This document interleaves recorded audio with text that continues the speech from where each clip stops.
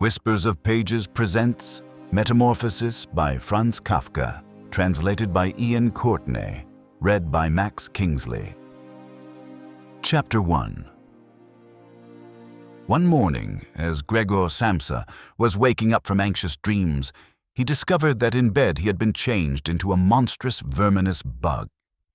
He lay on his armor-hard back and saw, as he lifted his head up a little, his brown, arched abdomen divided up into rigid, bow-like sections. From this height, the blanket, just about ready to slide off completely, could hardly stay in place. His numerous legs, pitifully thin in comparison to the rest of his circumference, flickered helplessly before his eyes. "What's happened to me?" he thought. It was no dream. His room, a proper room for a human being, only somewhat too small, lay quietly between the four well-known walls. Above the table, on which an unpacked collection of sample-cloth goods was spread out, Samsa was a traveling salesman, hung the picture which he had cut out of an illustrated magazine a little while ago and set in a pretty gilt frame. It was a picture of a woman with a fur hat and a fur boa. She sat erect there, lifting up in the direction of the viewer a solid fur muff into which her entire forearm disappeared. Gregor's glance then turned to the window. The dreary weather, the raindrops were falling audibly down on the metal window ledge, made him quite melancholy. "Why don't I keep sleeping for a little while longer and forget all this foolishness?" he thought. But this was entirely impractical, for he was used to sleeping on his right side, and in his present state he couldn't get himself into this position. No matter how hard he threw himself onto his right side, he always rolled again onto his back.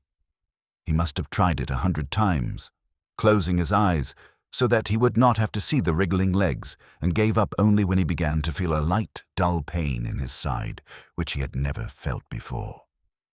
"Oh God," he thought, "what a demanding job I've chosen." Day in, day out on the road. The stresses of trade are much greater than the work going on at head office, and in addition to that, I have to deal with the problems of traveling, the worries about train connections, irregular bad food, temporary and constantly changing human relationships which never come from the heart. To hell with it all. He felt a slight itching on the top of his abdomen. He slowly pushed himself on his back closer to the bedpost so that he could lift his head more easily, found the itchy part, which was entirely covered with small white spots. He did not know what to make of them, and wanted to feel the place with a leg, but he retracted it immediately, for the contact felt like a cold shower all over him. He slid back again into his earlier position. "This getting up early," he thought, "makes a man quite idiotic. A man must have his sleep. Other traveling salesmen live like harem women. For instance, when I come back to the inn during the course of the morning to write up the necessary orders, these gentlemen are just sitting down to breakfast. If I were to try that with my boss, I'd be thrown out on the spot. Still, who knows whether that mightn't be really good for me. If I didn't hold back for my parents' sake, I would have quit ages ago. I would have gone to the boss and told him just what I think from the bottom of my heart. He would have fallen right off his desk. How weird it is to sit up at the desk and talk down to the employee from way up there. The boss has trouble hearing, so the employee has to step up quite close to him. Anyway, I haven't completely given up that hope yet. Once I've got together the money to pay off the parents' debt to him, that should take another 5 or 6 years. I'll do it for sure. Then I'll make the big break. In any case, right now I have to get up. My train leaves at 5 o'clock. And he looked over at the alarm clock ticking away by the chest of drawers. Good God, he thought. It was 6:30, and the hands were going quietly on. It was past the half hour, already nearly 1:45. Could the alarm have failed to ring? One saw from the bed that it was properly set for 4 o'clock. Certainly it had rung. Yes, but was it possible to sleep through this noise that made the furniture shake? Now, it's true he'd not slept quietly, but evidently he'd slept all the more deeply. Still, what should he do now? The next train left at 7 o'clock. To catch that one, he would have to go in a mad rush. The sample collection wasn't packed up yet, and he really didn't feel particularly fresh and active. And even if he caught the train, there was no avoiding a blow-up with the boss, because the firm's errand boy would have waited for the 5 o'clock train and reported the news of his absence long ago. He was the boss's minion, without backbone or intelligence. Well then, what if he reported in sick? But that would be extremely embarrassing and suspicious, because during his 5 years' service, Gregor hadn't been sick even once. The boss would certainly come with the doctor from the health insurance company and would reproach his parents for their lazy son and cut short all objections with the insurance doctor's comments. For him, everyone was completely healthy but really lazy about work. Besides, would the doctor in this case be totally wrong? Apart from a really excessive drowsiness after the long sleep, Gregor in fact felt quite well and even had a really strong appetite. As he was thinking all this over in the greatest haste, without being able to make the decision to get out of bed, the alarm clock was indicating exactly 7:15, there was a cautious knock on the door by the head of the bed. "Gregor," a voice called. It was his mother. "It's 7:15. Don't you want to be on your way?" The soft voice. Gregor was startled when he heard his voice answering. It was clearly and unmistakably his earlier voice, but in it was intermingled, as if from below, an irrepressibly painful squeaking which left the words positively distinct only in the first moment and distorted them in the reverberation, so that one didn't know if one had heard correctly. Gregor wanted to answer in detail and explain everything, but in these circumstances he confined himself to saying, yes, thank you, Mother. I'm getting up right away." Because of the wooden door, the change in Gregor's voice was not really noticeable outside, so his mother calmed down with this explanation and shuffled off. However, as a result of the short conversation, the other family members became aware of the fact that Gregor was unexpectedly still at home, and already his father was knocking on one side door, weakly but with his fist. "Gregor, he called out. "What's going on?" And after a short while he urged him on again in a deeper voice. "Gregor." At the other side door, however, his sister knocked lightly. "Gregor, are you all right? Do you need anything?" Gregor directed answers in both directions. "I'll be ready right away." He made an effort with the most careful articulation, and by inserting long pauses between the individual words to remove everything remarkable from his voice. His father turned back to his breakfast. However, the sister whispered, "Gregor, open the door, I beg you." Gregor had no intention of opening the door, but congratulated himself on his precaution, acquired from traveling, of locking all doors during the night, even at home. First, he wanted to stand up quietly and undisturbed, get dressed, above all have breakfast, and only then consider further action, for, he noticed this clearly, by thinking things over in bed, he would not reach a reasonable conclusion. He remembered that he had already often felt a light pain or other in bed, perhaps the result of an awkward lying position, which later turned out to be purely imaginary when he stood up, and he was eager to see how his present fantasies would gradually dissipate.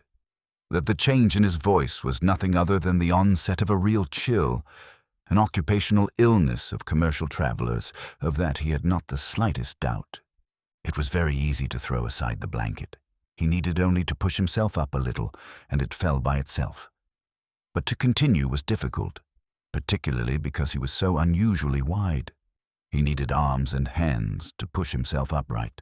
Instead of these, however, he had only many small limbs which were incessantly moving with very different motions and which, in addition, he was unable to control. If he wanted to bend one of them, then it was the first to extend itself, and if he finally succeeded doing with this limb what he wanted, in the meantime all the others, as if left free, moved around in an excessively painful agitation. "But I must not stay in bed uselessly," said Gregor to himself. At first he wanted to get off the bed with the lower part of his body, but this lower part, which he incidentally had not yet looked at and which he also couldn't picture clearly, proved itself too difficult to move. The attempt went so slowly, when, having become almost frantic, he finally hurled himself forward with all his force, and without thinking, he chose his direction incorrectly and he hit the lower bedpost hard. The violent pain he felt revealed to him that the lower part of his body was at the moment probably the most sensitive. Thus, he tried to get his upper body out of the bed first and turned his head carefully toward the edge of the bed. He managed to do this easily, and in spite of its width and weight, his body mass at last slowly followed the turning of his head. But as he finally raised his head outside the bed in the open air, he became anxious about moving forward any further in this manner. For if he allowed himself eventually to fall by this process, it would take a miracle to prevent his head from getting injured. And at all costs, he must not lose consciousness right now. He preferred to remain in bed. However, after a similar effort, while he lay there again sighing as before and once again saw his small limbs fighting one another, if anything worse than before, and didn't see any chance of imposing quiet and order on this arbitrary movement, he told himself again that he couldn't possibly remain in bed and that it might be the most reasonable thing to sacrifice everything if there was even the slightest hope of getting himself out of bed in the process. At the same moment, however, he didn't forget to remind himself from time to time of the fact that calm, indeed the calmest, reflection might be better than the most confused decisions. At such moments, he directed his gaze as precisely as he could toward the window, but unfortunately there was little confident cheer to be had from a glance at the morning mist, which concealed even the other side of the narrow street. "It's already 7 o'clock, he told himself at the latest striking of the alarm clock. Already 7 o'clock and still such a fog. And for a little while longer he lay quietly with weak breathing, as if perhaps waiting for normal and natural conditions to re-emerge out of the complete stillness. But then, he said to himself, before it strikes 7:15, whatever happens, I must be completely out of bed. Besides, by then someone from the office will arrive to inquire about me, because the office will open before 7 o'clock. And he made an effort then to rock his entire body length out of the bed with a uniform motion. If he let himself fall out of the bed in this way, his head, which in the course of the fall he intended to lift up sharply, would probably remain uninjured. His back seemed to be hard. Nothing would really happen to that as a result of the fall. His greatest reservation was a worry about the loud noise which the fall must create, and which presumably would arouse, if not fright, then at least concern on the other side of all the doors. However, it had to be tried. As Gregor was in the process of lifting himself half out of bed, the new method was more of a game than an effort. He needed only to rock with a constant rhythm. It struck him how easy all this would be if someone were to come to his aid. 2 strong people, he thought of his father and the servant girl, would have been quite sufficient.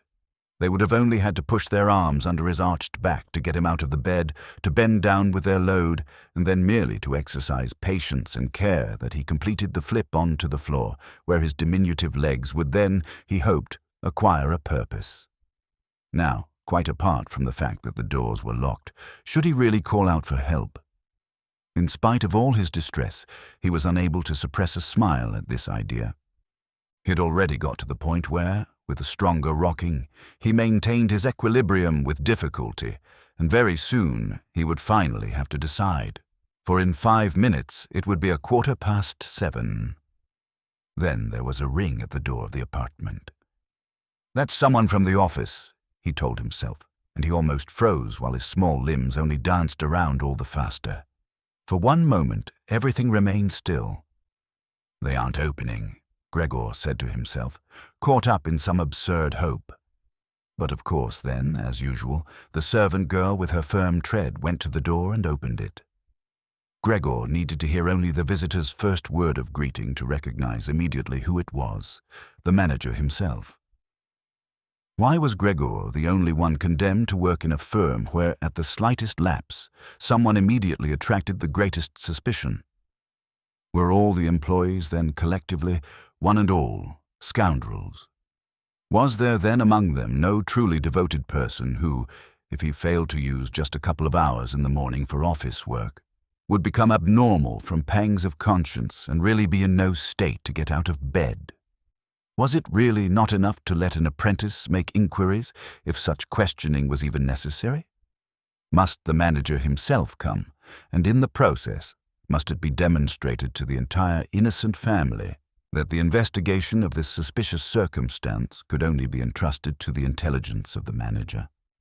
And more as a consequence of the excited state in which this idea put Gregor than as a result of an actual decision, he swung himself with all his might out of the bed. There was a loud thud, but not a real crash. The fall was absorbed somewhat by the carpet, and, in addition, his back was more elastic than Gregor had thought. For that reason, the dull noise was not quite so conspicuous, but he had not held his head up with sufficient care and had hit it. He turned his head, irritated and in pain, and rubbed it on the carpet. "Something has fallen in there," said the manager in the next room on the left. Gregor tried to imagine to himself whether anything similar to what was happening to him today could have also happened at some point to the manager. At least one had to concede the possibility of such a thing. However, as if to give a rough answer to this question, the manager now took a few determined steps in the next room with a squeak of his polished boots. From the neighboring room on the right, the sister was whispering to inform Gregor. "Gregor, the manager is here." "I know," said Gregor to himself, but he did not dare make his voice loud enough so that his sister could hear. "Gregor," his father now said from the neighboring room on the left, "Mr. Manager has come and is asking why you have not left on the early train. We don't know what we should tell him. Besides, he also wants to speak to you personally, so please open the door. He will be good enough to forgive the mess in your room." In the middle of all this, the manager called out in a friendly way, "Good morning, Mr. Samsa." "He is not well," said his mother to the manager, while his father was still talking at the door. "He is not well, believe me, Mr. Manager. Otherwise, how would Gregor miss a train? The young man has nothing in his head except business. I'm almost angry that he never goes out at night. Right now he's been in the city 8 days, but he's been at home every evening. He sits there with us at the table and reads the newspaper quietly or studies his travel schedules. It's quite a diversion for him if he busies himself with fretwork. For instance, he cut out a small frame over the course of 2 or 3 evenings. You'd be amazed how pretty it is. It's hanging right inside the room. You'll see it immediately, as soon as Gregor opens the door. Anyway, I'm happy that you're here, Mr. Manager. By ourselves, we would never have made Gregor open the door. He's so stubborn, and he's certainly not well, although he denied that this morning." "I'm coming right away," said Gregor slowly and deliberately, and didn't move, so as not to lose one word of the conversation. "My dear lady, I cannot explain it to myself in any other way," said the manager. "I hope it is nothing serious. On the other hand, I must also say that we business people, luckily or unluckily, however one looks at it, very often simply have to overcome a slight indisposition for business reasons." "So can Mr. Manager come in to see you now?"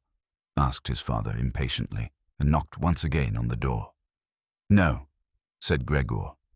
In the neighboring room on the left, a painful stillness descended. In the neighboring room on the right, the sister began to sob. Why didn't his sister go to the others?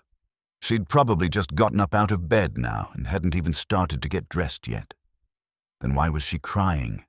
Because he wasn't getting up and wasn't letting the manager in.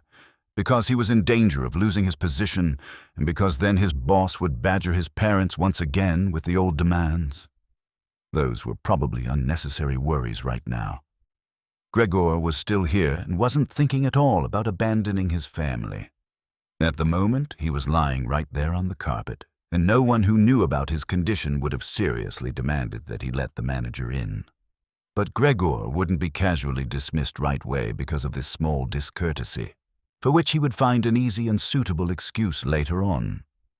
It seemed to Gregor that it might be far more reasonable to leave him in peace at the moment, instead of disturbing him with crying and conversation.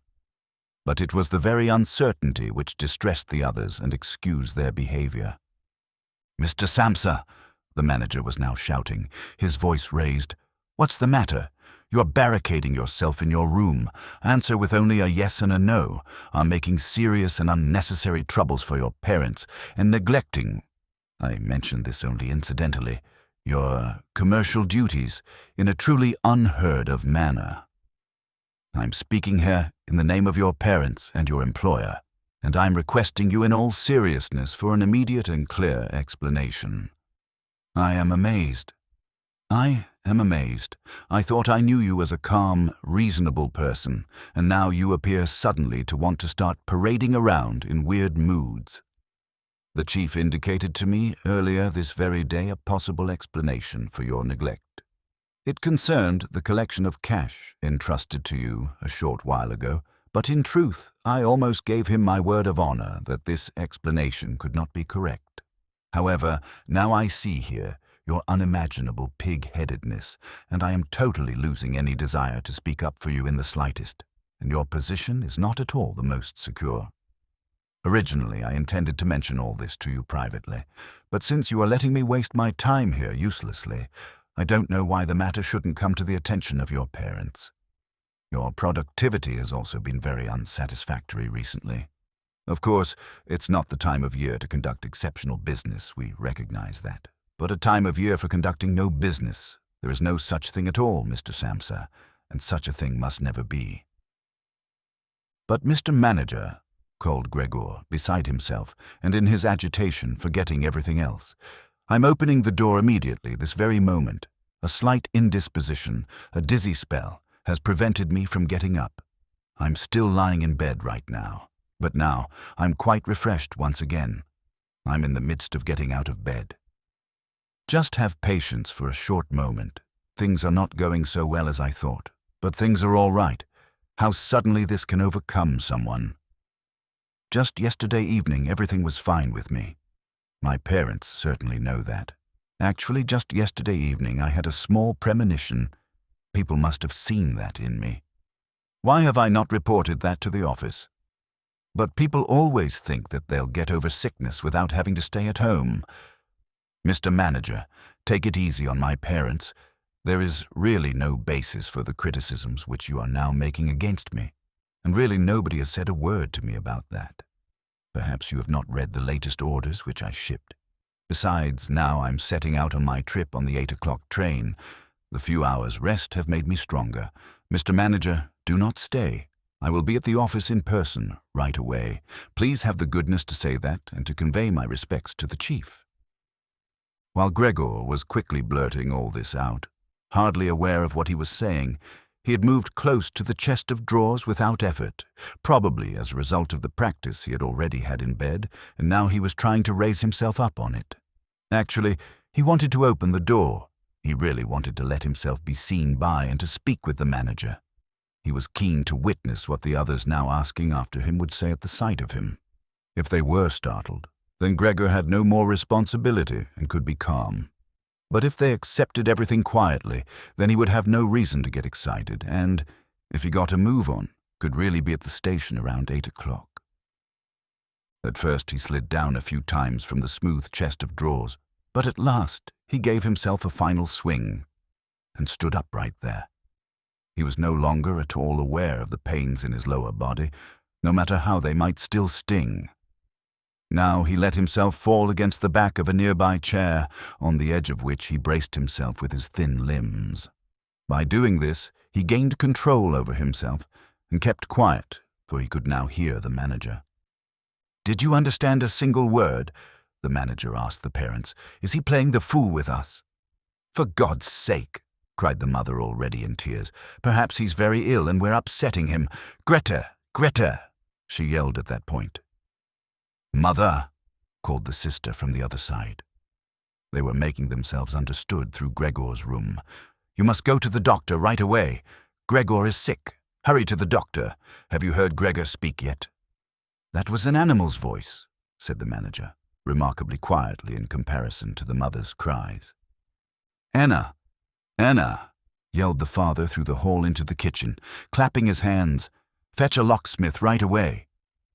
The two young women were already running through the hall with swishing skirts. How had his sister dressed herself so quickly, and yanked open the doors of the apartment? One couldn't hear the doors closing at all. They probably had left them open, as is customary in an apartment in which a huge misfortune has taken place. However, Gregor had become much calmer. All right, people did not understand his words anymore, although they seemed clear enough to him, clearer than previously, perhaps because his ears had gotten used to them. But at least people now thought that things were not all right with him and were prepared to help him. The confidence and assurance with which the first arrangements had been carried out made him feel good. He felt himself included once again in the circle of humanity, and was expecting from both the doctor and the locksmith, without differentiating between them with any real precision, splendid and surprising results. In order to get as clear a voice as possible for the critical conversation which was imminent, he coughed a little, and certainly took the trouble to do this in a really subdued way, since it was possible that even this noise sounded like something different from a human cough. He no longer trusted himself to decide any more. Meanwhile, in the next room it had become really quiet. Perhaps his parents were sitting with the manager at the table and were whispering. Perhaps they were all leaning against the door and listening. Gregor pushed himself slowly towards the door, with the help of the easy chair, let go of it there, threw himself against the door, held himself upright against it. The balls of his tiny limbs had a little sticky stuff on them, and rested there momentarily from his exertion. Then he made an effort to turn the key in the lock with his mouth. Unfortunately, it seemed that he had no real teeth. How then was he to grab hold of the key? But to make up for that, his jaws were naturally very strong. With their help, he managed to get the key really moving, and he did not notice that he was obviously inflicting some damage on himself, for a brown fluid came out of his mouth, flowed over the key, and dripped onto the floor. "Just listen for a moment," said the manager in the next room. "He's turning the key." For Gregor, that was a great encouragement, but they all should have called out to him, including his father and mother. "Come on, Gregor," they should have shouted. "Keep going, keep working on the lock." Imagining that all his efforts were being followed with suspense, he bit down frantically on the key with all the force he could muster. As the key turned more, he danced around the lock. Now he was holding himself upright only with his mouth, and he had to hang onto the key or then press it down again with the whole weight of his body, as necessary. The quite distinct click of the lock as it finally snapped really woke Gregor up. Breathing heavily, he said to himself, "So I didn't need the locksmith," and he set his head against the door handle to open the door completely. Because he had to open the door in this way, it was already open very wide without him yet being really visible. He first had to turn himself slowly around the edge of the door, very carefully, of course, if he did not want to fall awkwardly on his back right at the entrance into the room. He was still preoccupied with this difficult movement and had no time to pay attention to anything else when he heard the manager exclaim aloud, "Oh!" It sounded like the wind whistling, and now he saw him, nearest to the door, pressing his hand against his open mouth and moving slowly back, as if an invisible constant force was pushing him away. His mother, in spite of the presence of the manager, she was standing here with her hair sticking up on end, still a mess from the night, with her hands clasped, was looking at his father. She then went 2 steps towards Gregor and collapsed right in the middle of her skirts, spreading out all around her, her face sunk on her breast, completely concealed.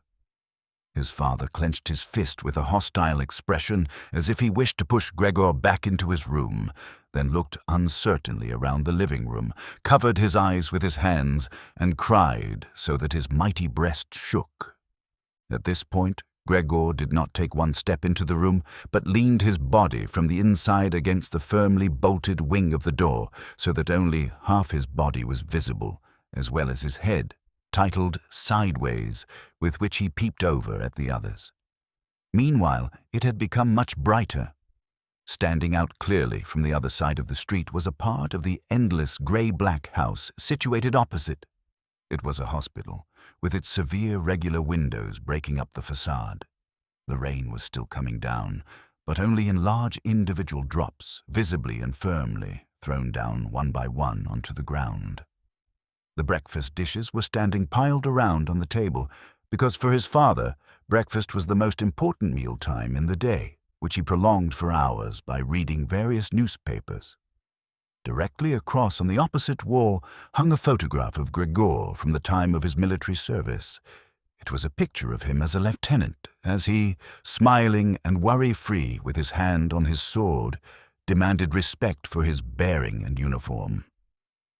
The door to the hall was ajar, and since the door to the apartment was also open, one saw out into the landing of the apartment and the start of the staircase going down. "Now," said Gregor, well aware that he was the only one who had kept his composure, "I'll get dressed right away, pack up the collection of samples, and set off. You'll allow me to set out on my way, will you not? You see, Mr. Manager, I'm not pig-headed and I'm happy to work. Traveling is exhausting, but I couldn't live without it." "Where are you going, Mr. Manager?" "To the office." "Really? Will you report everything truthfully? A person can be incapable of work momentarily, but that is precisely the best time to remember the earlier achievements and to consider that later, after the obstacles have been shoved aside, the person will work all the more keenly and intensely. I'm really so indebted to Mr. Chief. You know that perfectly well. On the other hand, I'm concerned about my parents and my sister. I'm in a fix, but I'll work myself out of it again. Don't make things more difficult for me than they already are. Speak up on my behalf in the office. People don't like traveling salesmen. I know that. People think they earn pots of money and thus lead a fine life. People don't even have any special reason to think through this judgment more clearly. But you, Mr. Manager, you have a better perspective on the interconnections than the other people, even, I tell you in total confidence, a better perspective than Mr. Chairman himself, who in his capacity as the employer may let his judgment make casual mistakes at the expense of an employee. You also know well enough that the traveling salesman who is outside the office almost the entire year can become so easily a victim of gossip, coincidences, and groundless complaints, against which it's impossible for him to defend himself, since for the most part he doesn't hear about them at all, and only then, when he's exhausted after finishing a trip and gets to feel in his own body at home the nasty consequences, which can't be thoroughly explored back to their origins. Mr. Manager, don't leave without speaking a word, telling me that you'll at least concede that I'm a little in the right." But at Gregor's first words, the manager had already turned away, and now he looked back at Gregor over his twitching shoulders with pursed lips. During Gregor's speech, he was not still for a moment, but was moving away towards the door without taking his eyes off Gregor, but really gradually, as if there was a secret ban on leaving the room. He was already in the hall, and after the sudden movement with which he finally pulled his foot out of the living room, one could have believed that he had just burned the sole of his foot. In the hall, however, he stretched out his right hand away from his body towards the staircase, as if some truly supernatural relief was waiting for him there.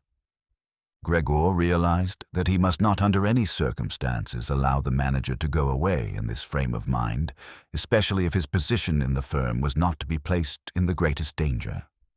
His parents did not understand all this very well. Over the long years, they had developed the conviction that Gregor was set up for life in his firm, and, in addition, they had so much to do nowadays with their present troubles that all foresight was foreign to them. But Gregor had this foresight. The manager must be held back, calmed down, convinced, and finally won over. The future of Gregor and his family really depended on it. If only the sister had been there. She was clever. She had already cried while Gregor was still lying quietly on his back. And the manager, this friend of the ladies, would certainly let himself be guided by her. She would have closed the door to the apartment and talked him out of his fright in the hall. But the sister was not even there. Gregor must deal with it himself, without thinking that as yet he didn't know anything about his present ability to move, and without thinking that his speech possibly, indeed probably, had once again not been understood. He left the wing of the door, pushed himself through the opening, and wanted to go over to the manager, who was already holding tight onto the handrail with both hands on the landing in a ridiculous way. But as he looked for something to hold on to, with a small scream, Gregor immediately fell down onto his numerous little legs.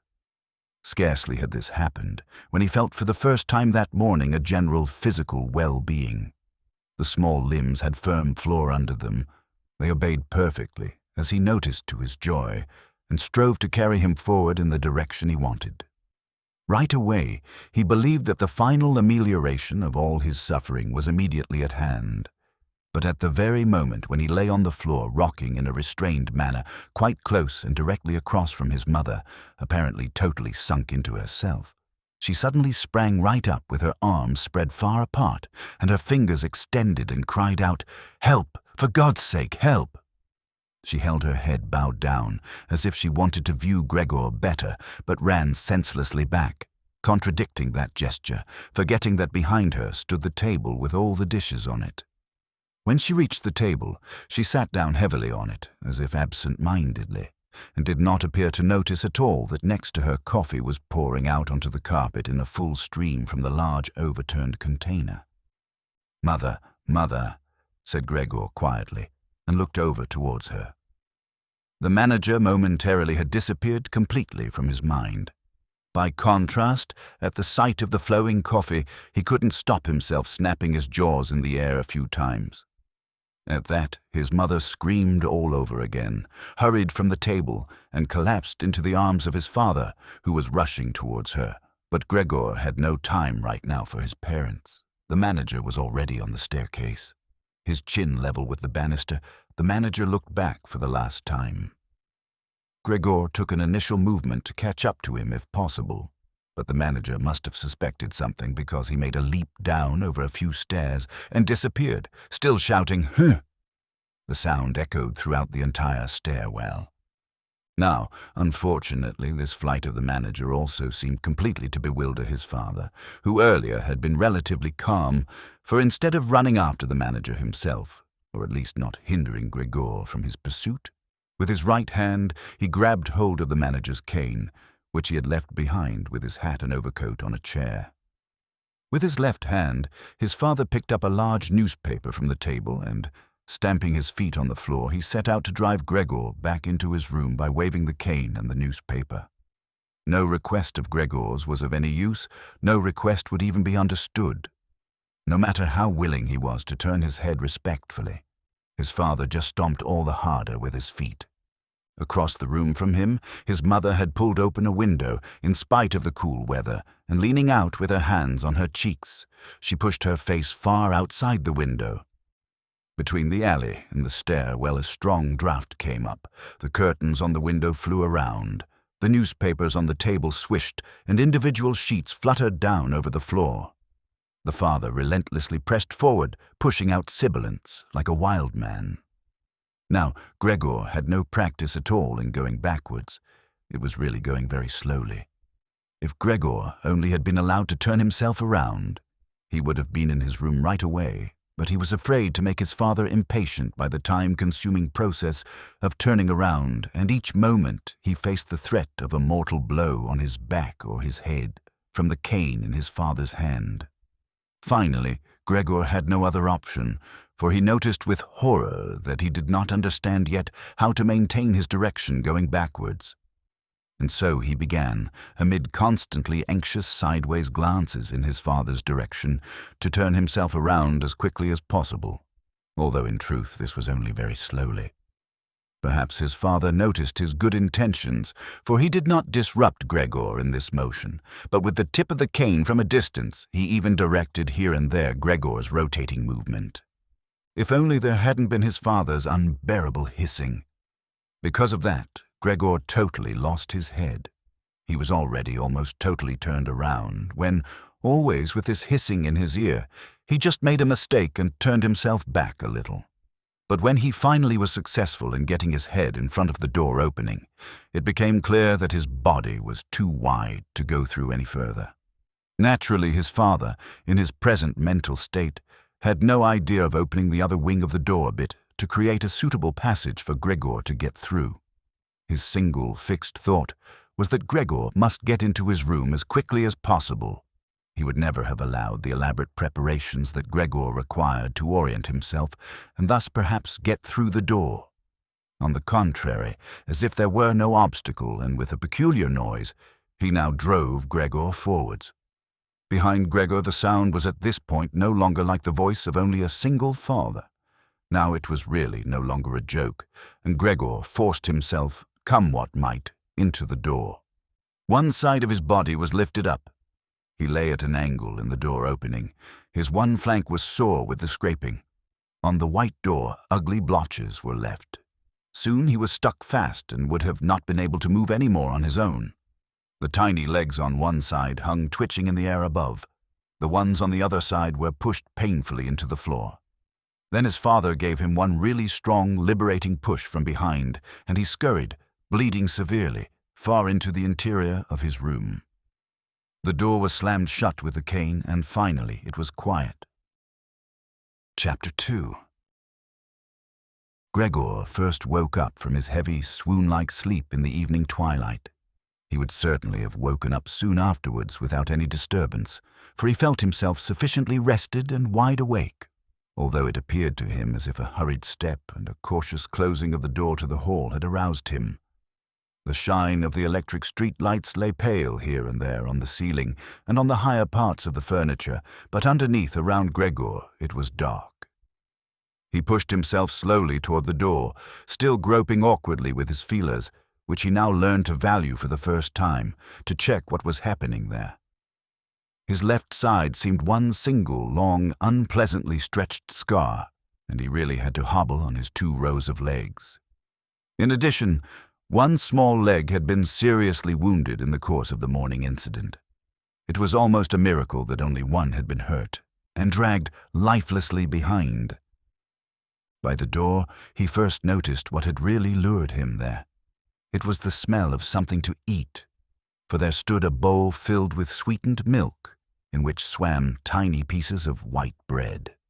He almost laughed with joy, for he now had a much greater hunger than in the morning, and he immediately dipped his head almost up to and over his eyes, down into the milk. But he soon drew it back again in disappointment, not just because it was difficult for him to eat on account of his delicate left side. He could eat only if his entire panting body worked in a coordinated way, but also because the milk, which otherwise was his favorite drink, and which his sister had certainly placed there for that reason, did not appeal to him at all. He turned away from the bowl almost with aversion and crept back into the middle of the room. In the living room, as Gregor saw through the crack in the door, the gas was lit, but where on other occasions at this time of day, the father was accustomed to read the afternoon newspaper in a loud voice to his mother, and sometimes also to his sister, at the moment not a sound was audible. Now, perhaps this reading aloud, about which his sister always spoken and written to him, had recently fallen out of their general routine. But it was so still all around, in spite of the fact that the apartment was certainly not empty.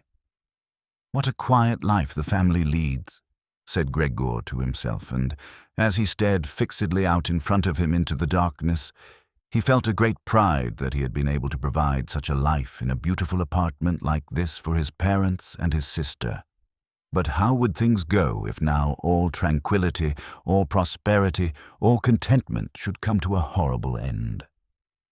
In order not to lose himself in such thoughts, Gregor preferred to set himself moving and crawled up and down in his room. Once during the long evening, one side door and then the other door was opened just a tiny crack and quickly closed again. Someone presumably needed to come in, but had then thought better of it. Gregor immediately took up a position by the living room door, determined to bring in the hesitant visitor somehow or other, or at least to find out who it might be. But now the door was not opened anymore, and Gregor waited in vain. Earlier, when the door had been barred, they had all wanted to come into him. Now, when he had opened one door, and when the others had obviously been opened during the day, no one came anymore, and the keys were stuck in the locks on the outside. The light in the living room was turned off only late at night, and now it was easy to establish that his parents and his sister had stayed awake all this time, for one could hear clearly as all 3 moved away on tiptoe. Now it was certain that no one would come into Gregor any more until the morning. Thus, he had a long time to think undisturbed about how he should reorganize his life from scratch. But the high, open room, in which he was compelled to lie flat on the floor, made him anxious without his being able to figure out the reason, for he had lived in the room for 5 years. With a half-unconscious turn, and not without a slight shame, he scurried under the couch, where, in spite of the fact that his back was a little cramped and he could no longer lift up his head, He felt very comfortable and was sorry only that his body was too wide to fit completely under it. There he remained the entire night, which he spent partly in a state of semi-sleep, out of which his hunger constantly woke him with a start, but partly in a state of worry and murky hopes, which all led to the conclusion that for the time being he would have to keep calm and with patience and the greatest consideration for his family, tolerate the troubles which in his present condition he was now forced to cause them. Already early in the morning, it was still almost night, Gregor had an opportunity to test the power of the decisions he had just made, for his sister, almost fully dressed, opened the door from the hall into his room and looked eagerly inside. She did not find him immediately, but when she noticed him under the couch, God, he had to be somewhere or other, for he could hardly fly away. She got such a shock that, without being able to control herself, she slammed the door shut once again from the outside. However, as if she was sorry for her behavior, she immediately opened the door again and walked in on her tiptoes, as if she was in the presence of a serious invalid or a total stranger. Gregor had pushed his head forward just to the edge of the couch and was observing her. Would she really notice that he had left the milk standing, not indeed from any lack of hunger, and would she bring in something else to eat more suitable for him? If she did not do it on her own, he would sooner starve to death than call her attention to the fact, although he had a really powerful urge to move beyond the couch, throw himself at his sister's feet, and beg her for something or other good to eat. But his sister noticed right away with astonishment that the bowl was still full, with only a little milk spilled around it. She picked it up immediately, although not with her bare hands but with a rag, and took it out of the room. Gregor was extremely curious what she would bring as a substitute, and he pictured to himself different ideas about that. But he never could have guessed what his sister, out of the goodness of her heart, in fact did. She brought him, to test his taste, an entire selection, all spread out on an old newspaper. There were old, half-rotten vegetables, bones from the evening meal, covered with a white sauce which had almost solidified, some raisins and almonds, cheese, which Gregor had declared inedible 2 days earlier, a slice of dry bread, a slice of salted bread smeared with butter. In addition to all this, she put down a bowl, probably designated once and for all as Gregor's, into which she had poured some water. And out of her delicacy of feeling, since she knew that Gregor would not eat in front of her, she went away very quickly and even turned the key in the lock, so that Gregor could now observe that he could make himself as comfortable as he wished. Gregor's small limbs buzzed as the time for eating had come. His wounds must, in any case, have already healed completely. He felt no handicap on that score. He was astonished at that and thought about it, how more than a month ago he had cut his finger slightly with a knife and how this wound had hurt enough even the day before yesterday. Am I now going to be less sensitive? He thought, already sucking greedily on the cheese, which had strongly attracted him right away, more than all the other foods. Quickly, and with his eyes watering with satisfaction, he ate one after the other, the cheese, the vegetables, and the sauce. The fresh food, by contrast, didn't taste good to him. He couldn't bear the smell and even carried the things he wanted to eat a little distance away. By the time his sister slowly turned the key as a sign that he should withdraw, he was long finished and now lay lazily in the same spot. The noise immediately startled him, in spite of the fact that he was already almost asleep, and he scurried back again under the couch. But it cost him great self-control to remain under the couch, even for the short time his sister was in the room, because his body had filled out somewhat on account of the rich meal, and in the narrow space there he could scarcely breathe. In the midst of minor attacks of asphyxiation, he looked at her with somewhat protruding eyes, as his unsuspecting sister swept up with a broom, not just the remnants, but even the foods which Gregor had not touched at all, as if these were also now useless, and as she dumped everything quickly into a bucket, which she closed with a wooden lid, and then carried all of it out of the room. She had hardly turned around before Gregor had already dragged himself out from the couch, stretched out, and let his body expand. In this way Gregor got his food every day, once in the morning when his parents and the servant girl were still asleep, and a second time after the common noon meal, for his parents were, as before, asleep then for a little while, and the servant girl was sent off by his sister on some errand or other. Certainly they would not have wanted Gregor to starve to death, but perhaps they could not have endured finding out what he ate other than by hearsay. Perhaps his sister wanted to spare them what was possibly only a small grief, for they were really suffering quite enough already. What sorts of excuses people had used on that first morning to get the doctor and the locksmith out of the house, Gregor was completely unable to ascertain. Since he was not comprehensible, no one, not even his sister, thought that he might be able to understand others, and thus, when his sister was in her room, he had to be content with listening now and then to her sighs and invocations to the saints. Only later, when she had grown somewhat accustomed to everything, naturally there could never be any talk of her growing completely accustomed to it, Gregor sometimes caught a comment which was intended to be friendly or could be interpreted as such. "Well, today it tasted good to him," she said, if Gregor had really cleaned up what he had to eat. Whereas in the reverse situation, which gradually repeated itself more and more frequently, she used to say sadly, "Now everything has stopped again." But while Gregor could get no new information directly, he did hear a good deal from the room next door, and as soon as he heard voices, he scurried right away to the relevant door and pressed his entire body against it. In the early days especially, there was no conversation which was not concerned with him in some way or other, even if only in secret. For 2 days at all, mealtimes discussions on that subject could be heard on how people should now behave. But they also talked about the same subject in the times between meals, for there were always at least 2 family members at home, since no one really wanted to remain in the house alone and people could not under any circumstances leave the apartment completely empty.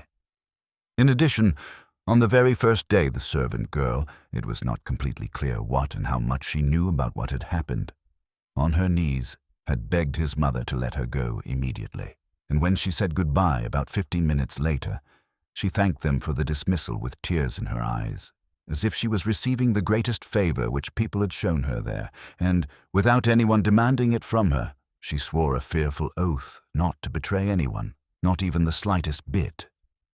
Now his sister had to team up with his mother to do the cooking, although that didn't create much trouble because people were eating almost nothing. Again and again Gregor listened as one of them vainly invited another one to eat and received no answer other than, "Thank you, I have enough," or something like that. And perhaps they had stopped having anything to drink too.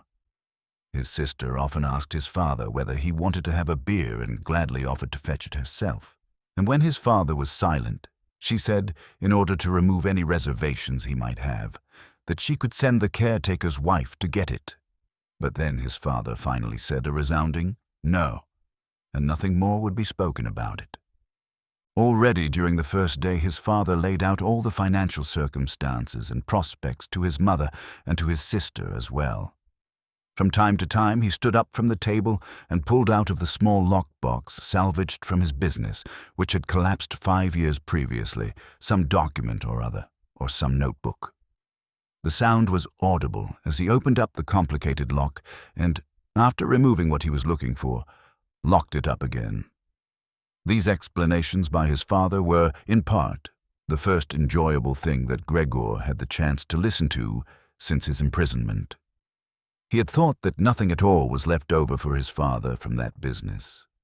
At least his father had told him nothing to contradict that view, and Gregor, in any case, hadn't asked him about it. At the time, Gregor's only concern had been to devote everything he had in order to allow his family to forget as quickly as possible the business misfortune which had brought them all into a state of complete hopelessness. And so, at that point, he'd started to work with a special intensity, and from an assistant had become, almost overnight, a traveling salesman who naturally had entirely different possibilities for earning money, and whose successes at work at once were converted into the form of cash commissions, which could be set out on the table at home in front of his astonished and delighted family. Those had been beautiful days, and they had never come back afterwards, at least not with the same splendor, in spite of the fact that Gregor later earned so much money that he was in a position to bear the expenses of the entire family. Expenses which he, in fact, did bear. They had become quite accustomed to it, both the family and Gregor as well. They took the money with thanks, and he happily surrendered it, but the special warmth was no longer present. Only the sister had remained still close to Gregor, and it was his secret plan to send her. In contrast to Gregor, she loved music very much and knew how to play the violin charmingly. Next year to the conservatory, regardless of the great expense which that must necessitate, and which would be made up in other ways. Now and then, during Gregor's short stays in the city, the conservatory was mentioned in conversations with his sister, but always only as a beautiful dream whose realization was unimaginable, and their parents never listened to these innocent expectations with pleasure. But Gregor thought about them with scrupulous consideration, and intended to explain the matter ceremoniously on Christmas Eve. In his present situation, such futile ideas went through his head, while he pushed himself right up against the door and listened. Sometimes, in his general exhaustion, he couldn't listen anymore, and let his head bang listlessly against the door, but he immediately pulled himself together, for even the small sound which he made by this motion was heard nearby and silenced everyone. "There he goes on again," said his father after a while, clearly turning towards the door, and only then would the interrupted conversation gradually be resumed again. Gregor found out clearly enough, for his father tended to repeat himself often in his explanations, partly because he had not personally concerned himself with these matters for a long time now, and partly also because his mother did not understand everything right away the first time, that, in spite all bad luck, a fortune, although a very small one, was available from the old times, which the interest, which had not been touched, had in the intervening time gradually allowed to increase a little. Furthermore, in addition to this, the money which Gregor had brought home every month, he had kept only a few florins for himself, had not been completely spent, and had grown into a small capital amount. Gregor, behind his door, nodded eagerly, rejoicing over this unanticipated foresight and frugality. True, with this excess money, he could have paid off more of his father's debt to his employer, and the day on which he could be rid of this position would have been a lot closer, but now things were doubtless better the way his father had arranged them. At the moment, however, this money was nowhere near sufficient to permit the family to live on the interest payments. Perhaps it would be enough to maintain the family for 1 or at most 2 years. That's all. Thus it came only to an amount which one should not really take out, and which must be set aside for an emergency. But the money to live on must be earned. Now, his father was a healthy man, although he was old, who had not worked at all for 5 years now, and thus could not be counted on for very much. He had, in these 5 years, the first holidays of his trouble-filled but unsuccessful life, put on a good deal of fat, and thus had become really heavy. And should his old mother now maybe work for money, a woman who suffered from asthma, for whom wandering through the apartment even now was a great strain, and who spent every second day on the sofa by the open window, laboring for breath? Should his sister earn money, a girl who was still a 17-year-old child, whose earlier lifestyle had been so very delightful that it had consisted of dressing herself nicely, sleeping in late, helping around the house, taking part in a few modest enjoyments, and, above all, playing the violin? When it came to talking about this need to earn money, at first Gregor went away from the door and threw himself on the cool leather sofa beside the door, for he was quite hot from shame and sorrow. Often he lay there all night long. He didn't sleep a moment and just scratched on the leather for hours at a time. He undertook the very difficult task of shoving a chair over to the window. Then he crept up on the window-sill and, braced in the chair, leaned against the window to look out, obviously with some memory or other of the satisfaction which that used to bring him in earlier times. Actually, from day to day, he perceived things with less and less clarity, even those a short distance away. The hospital across the street, the all-too-frequent sight of which he had previously cursed, was not visible at all anymore, and if he had not been precisely aware that he lived in the quiet but completely urban Charlotte Street, he could have believed that from his window he was peering out at a featureless wasteland in which the grey heaven and the grey earth had merged and were indistinguishable. His attentive sister must have observed a couple of times that the chair stood by the window. Then, after cleaning up the room, each time she pushed the chair back right against the window, and from now on she even left the inner casement open. If Gregor had only been able to speak to his sister and thank her for everything that she had to do for him, he would have tolerated her service more easily. As it was, he suffered under it. The sister admittedly sought to cover up the awkwardness of everything as much as possible, and, as time went by, she naturally got more successful at it. But with the passing of time, Gregor also came to understand everything more precisely. Even her entrance was terrible for him. As soon as she entered, she ran straight to the window without taking the time to shut the door, in spite of the fact that she was otherwise very considerate in sparing anyone the sight of Gregor's room, and yanked the window open with eager hands, as if she was almost suffocating, and remained for a while by the window breathing deeply, even when it was still so cold. With this running and noise, she frightened Gregor twice every day.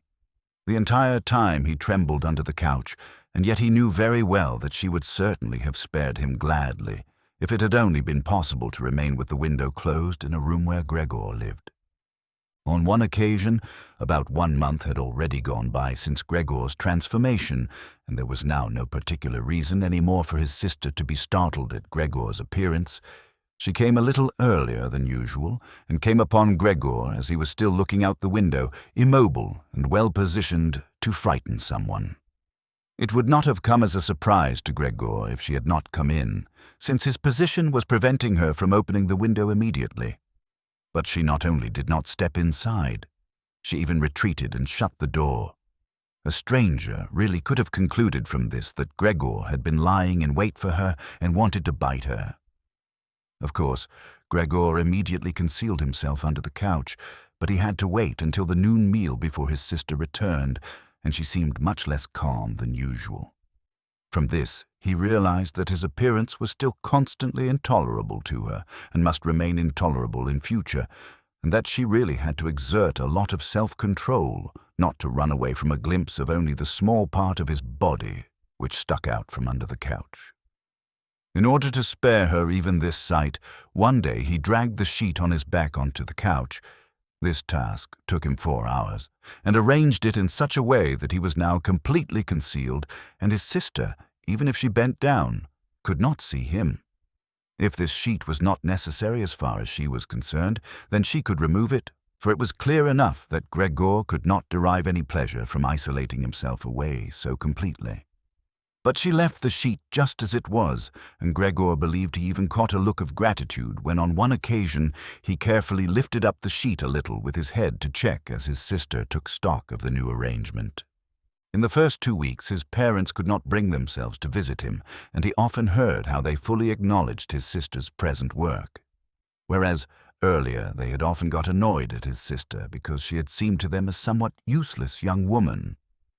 However, now both his father and his mother often waited in front of Gregor's door while his sister cleaned up inside, and as soon as she came out, she had to explain in detail how things looked in the room, what Gregor had eaten, how he had behaved this time, and whether perhaps a slight improvement was perceptible. In any event, his mother comparatively soon wanted to visit Gregor, but his father and his sister restrained her, at first with reasons which Gregor listened to very attentively and which he completely endorsed. Later, however, they had to hold her back forcefully, and when she then cried, "Let me go to Gregor. He's my unlucky son. Don't you understand that I have to go to him?" Gregor then thought that perhaps it would be a good thing if his mother came in. Not every day, of course, but maybe once a week.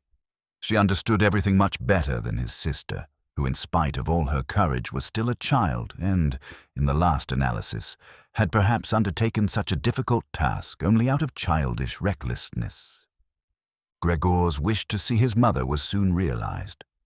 While during the day, Gregor, out of consideration for his parents, did not want to show himself by the window, he couldn't crawl around very much on the few square meters of the floor. He found it difficult to bear lying quietly during the night, and soon eating no longer gave him the slightest pleasure.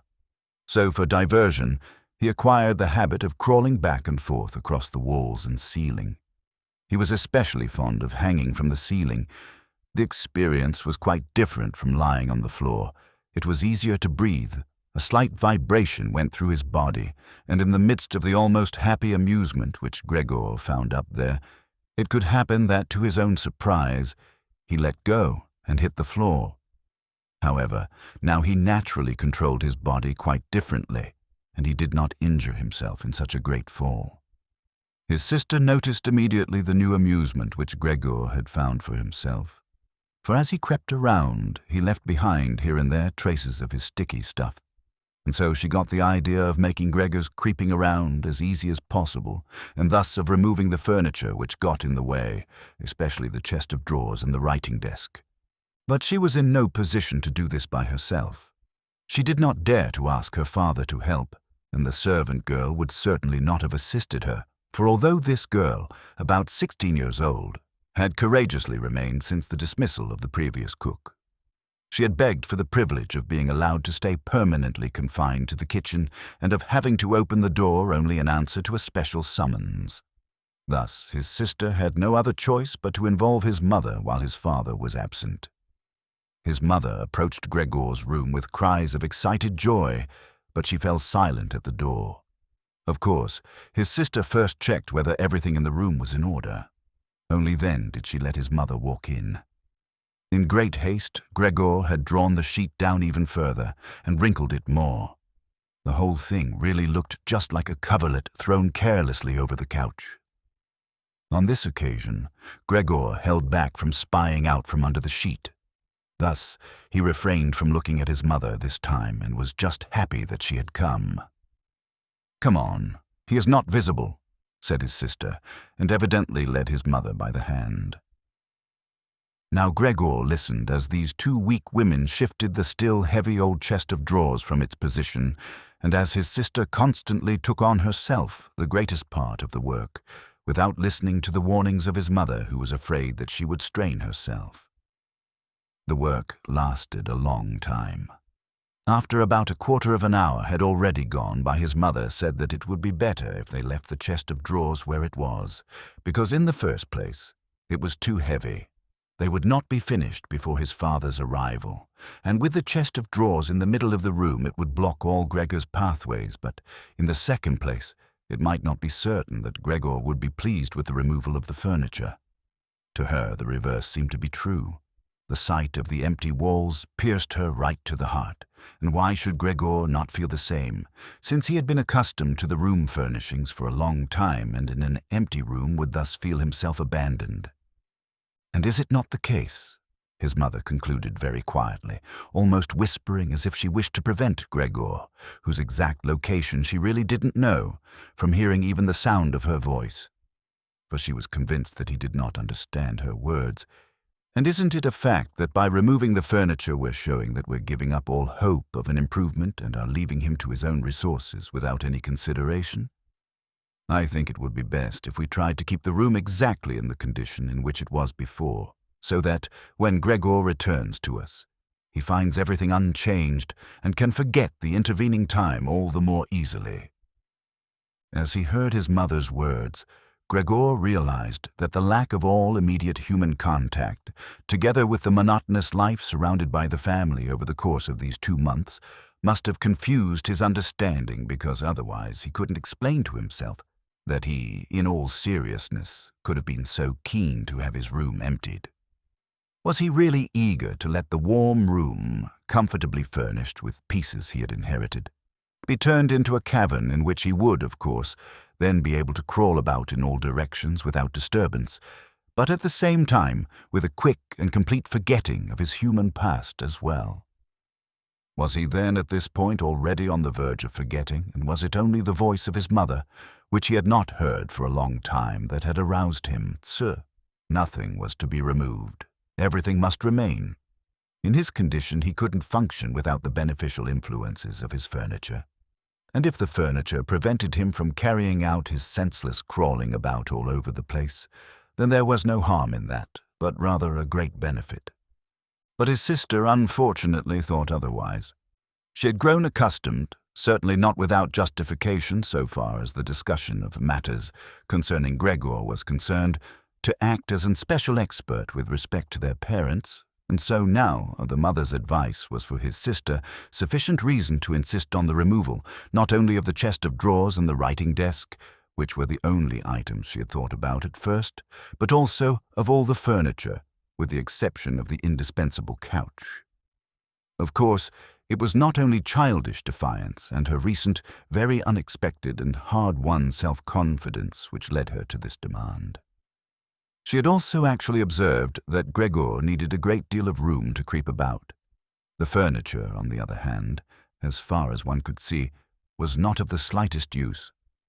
But perhaps the enthusiastic sensibility of young women of her age also played a role.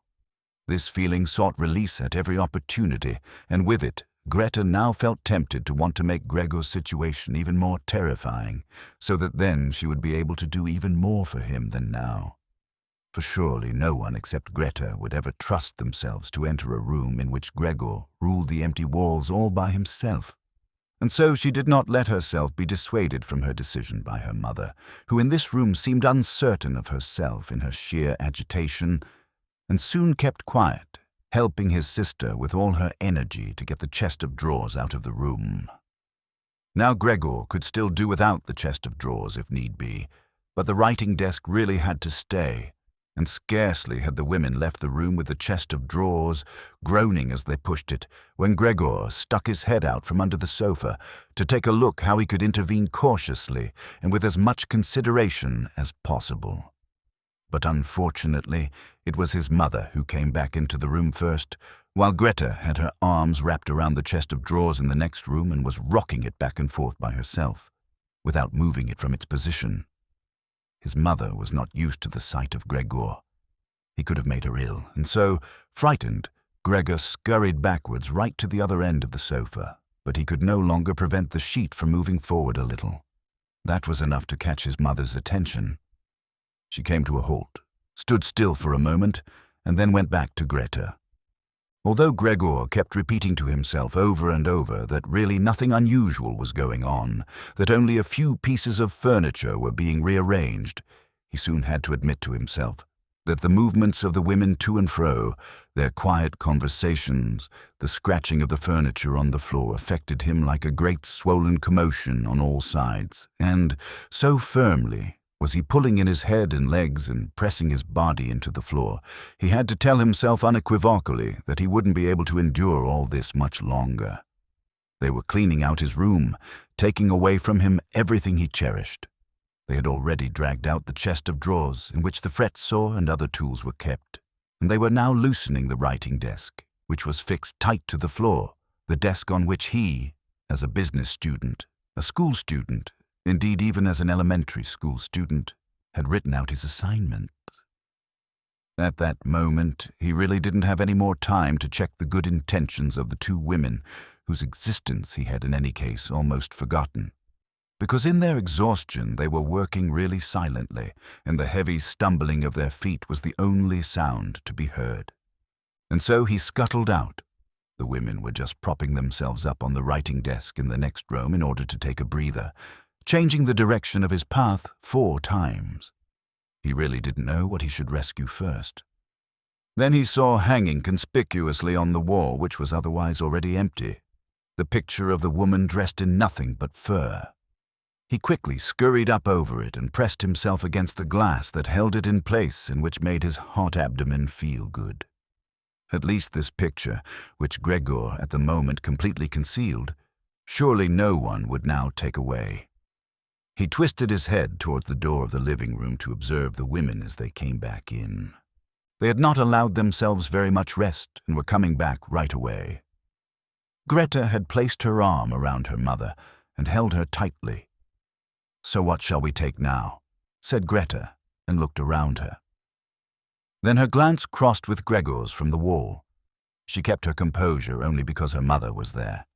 She bent her face towards her mother in order to prevent her from looking around and said, although in a trembling voice and too quickly, "Come. Wouldn't it be better to go back to the living room for just another moment?" Greta's purpose was clear to Gregor. She wanted to bring his mother to a safe place and then chase him down from the wall. Well, let her just attempt that. He squatted on his picture and did not hand it over. He would sooner spring into Greta's face. But Greta's words had immediately made the mother very uneasy.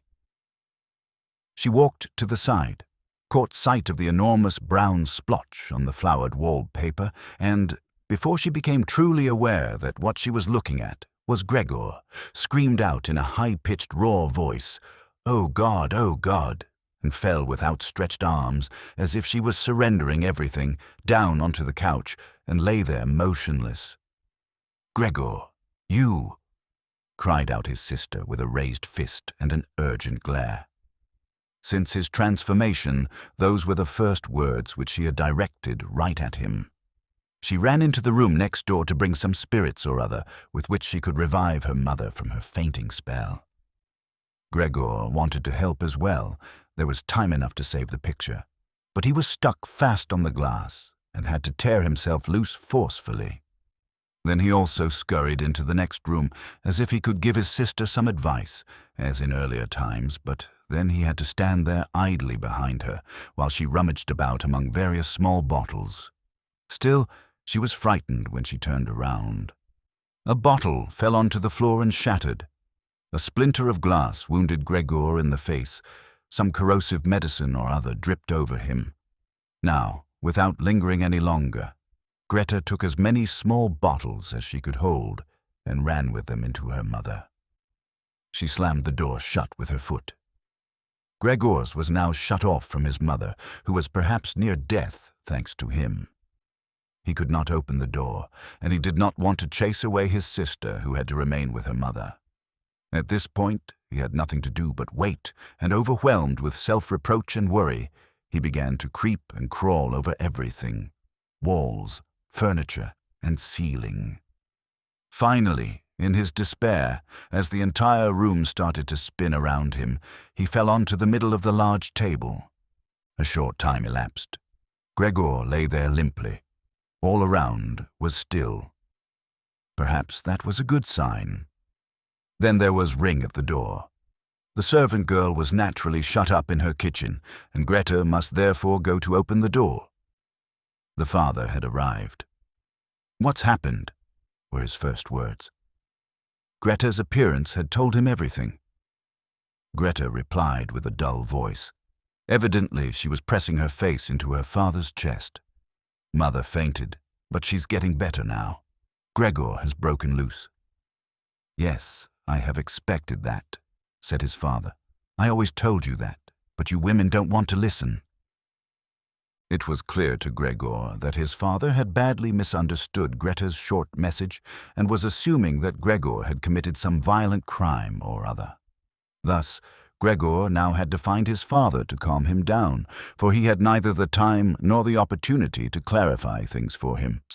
And so he rushed away to the door of his room and pushed himself against it, so that his father could see right away as he entered from the hall that Gregor fully intended to return at once to his room, that it was not necessary to drive him back, but that one only needed to open the door and he would disappear immediately. But his father was not in the mood to observe such niceties. "Ah," he yelled as soon as he entered, with a tone as if he were all at once angry and pleased. Gregor pulled his head back from the door and raised it in the direction of his father. He had not really pictured his father as he now stood there.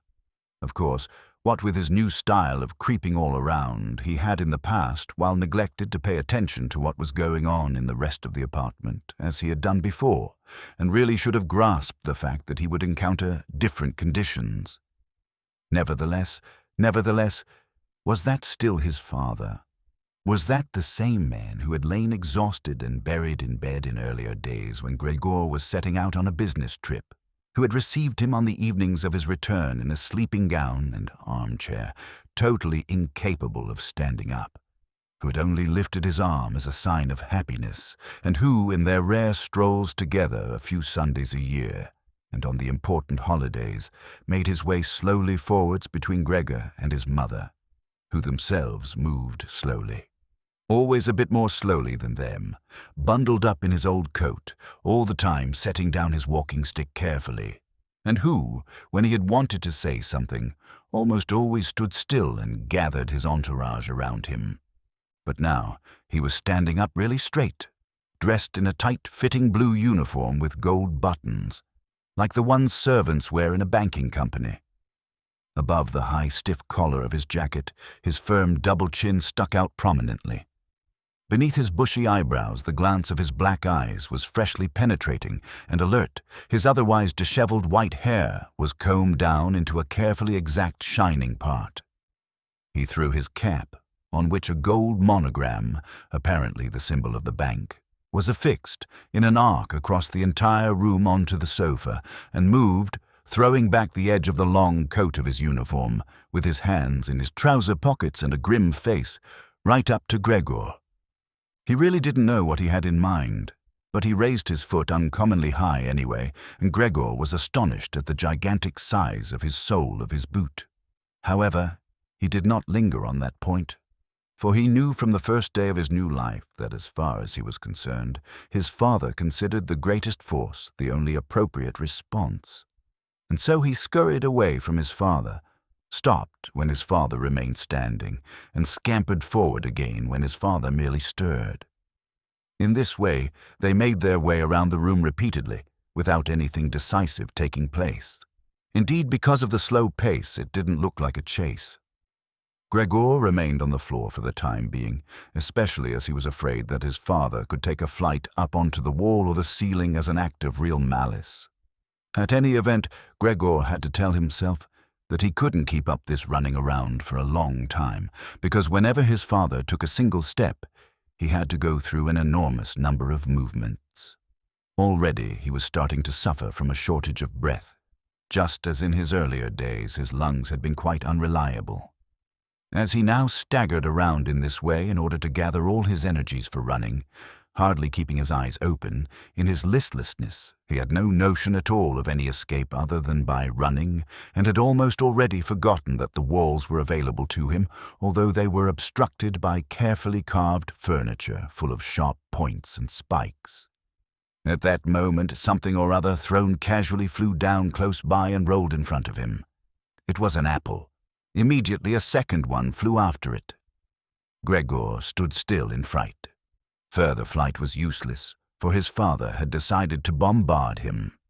From the fruit bowl on the sideboard his father had filled his pockets, and now, without for the moment taking accurate aim, was throwing apple after apple.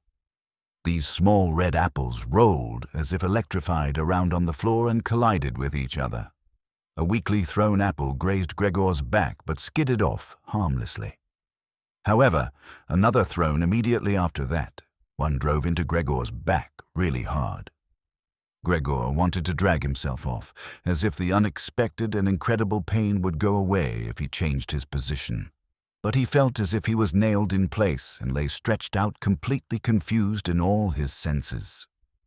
Only with his final glance did he notice how the door of his room was pulled open and how, right in front of his sister, who was yelling, his mother ran out in her undergarments, for his sister had undressed her in order to give her some freedom to breathe in her fainting spell, and how his mother then ran up to his father, on the way her tied-up skirts one after the other slipped toward the floor, and how, tripping over her skirts, she hurled herself onto his father and, throwing her arms around him, in complete union with him.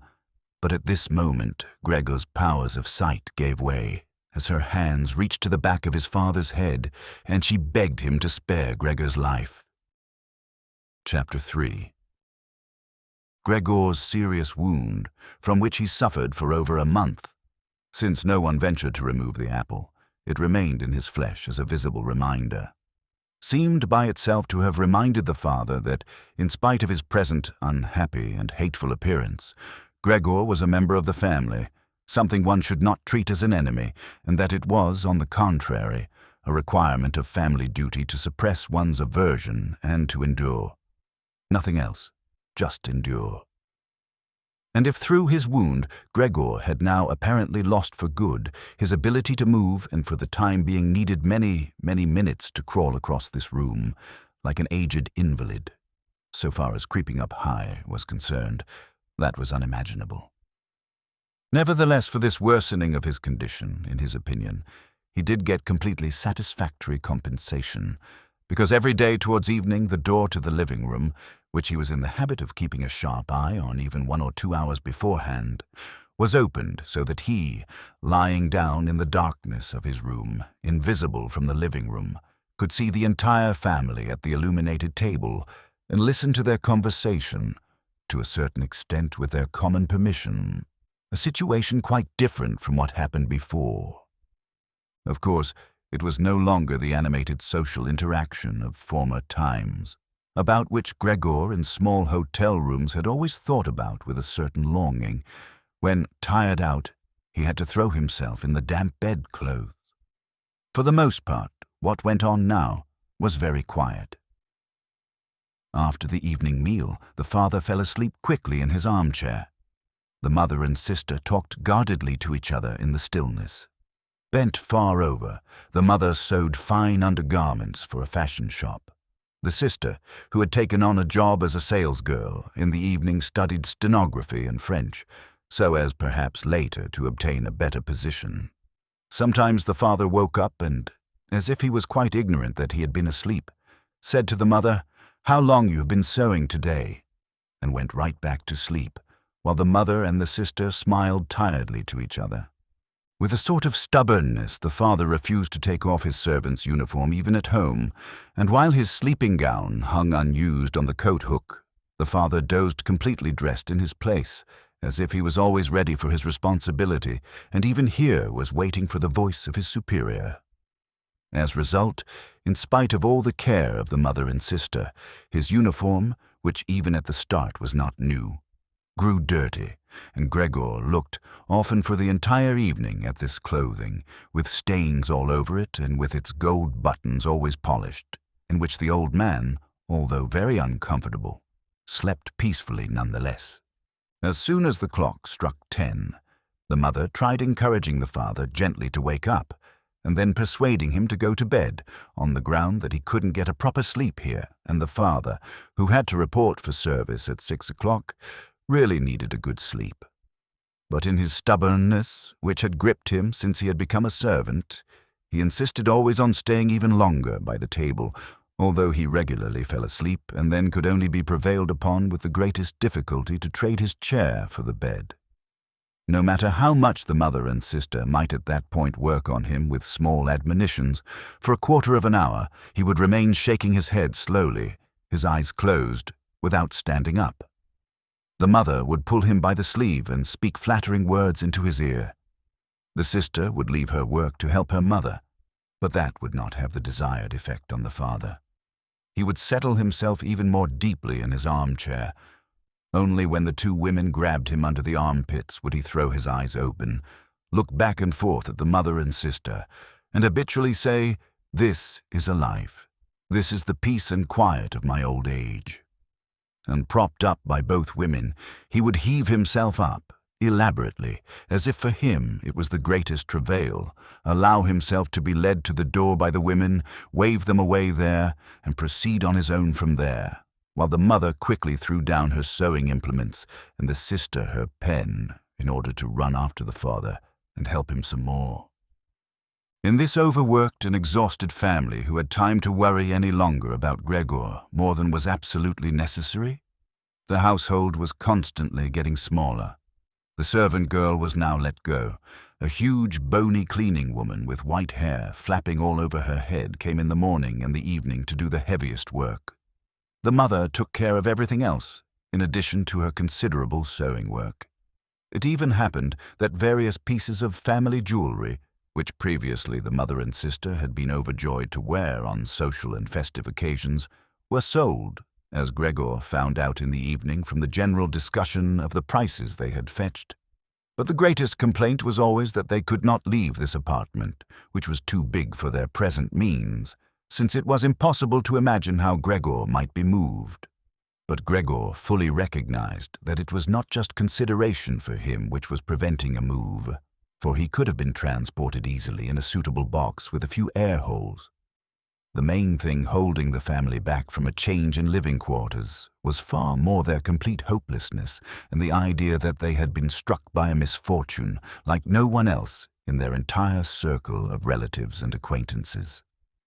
What the world demands of poor people, they now carried out to an extreme degree. The father brought breakfast to the petty officials at the bank. The mother sacrificed herself for the undergarments of strangers.